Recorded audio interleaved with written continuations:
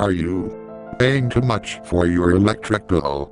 Is the cost of oil, gasoline, and electricity causing you difficulty paying your other bills or making the cost of living for you or your family skyrocket? Are you concerned that our resources for fuel and energy are going to run out and make the cost of living even higher?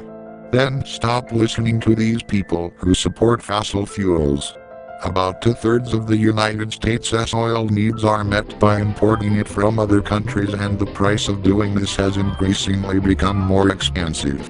This is partially due to unstable governments in these exporting countries as well as the weak US dollar. The answer to this growing problem has presented itself in the form of renewable energy.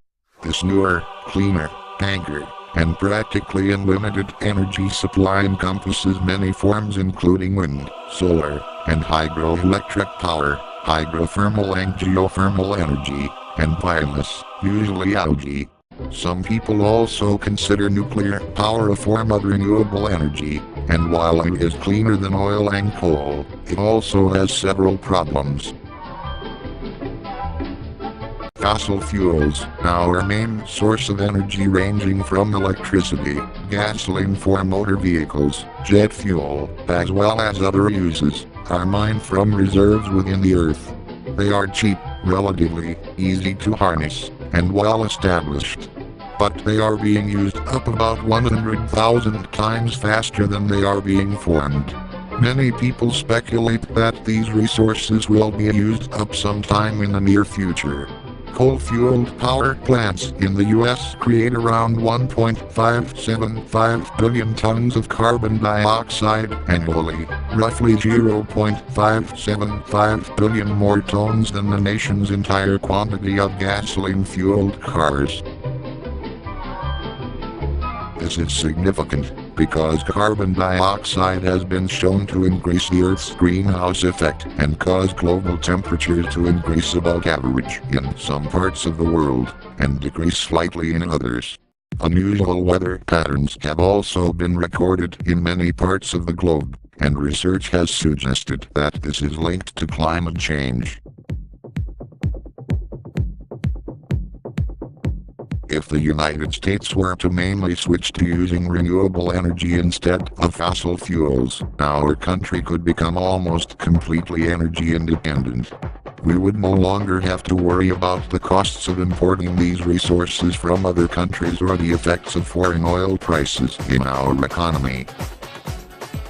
The use of renewable energy has proven to be very useful in other countries. One such example of this is in Germany, where they used feed-in tariffs to fund their renewable energy program and resulted in the amount of electricity generated by solar facilities in the nation to increase by 60% between 2006 and 2007. As of late 2009, only 10.5% of the United States' energy supply is from renewable sources. There is already policy in the works for renewable energy to be implemented around the country. President Obama has proposed carbon footprint reductions for the states ranging from 11% for North Dakota to 72% for Washington. The goal is that states will reach these objectives by switching to cleaner sources of energy. This has much potential for implementation in the United States. Highly concentrated red states are fighting against these policies because their economies rely on the mining of coal. They claim that Obama is creating a war on coal and that the Clean Power Plan will destroy thousands of mining jobs and cause at least a 10% spike in utility bills.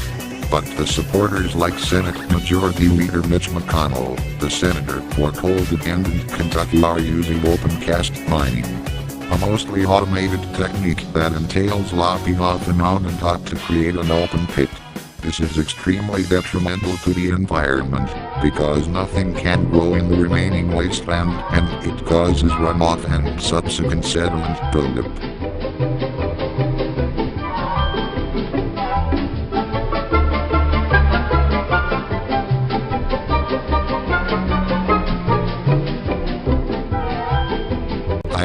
apologize for the inconvenience.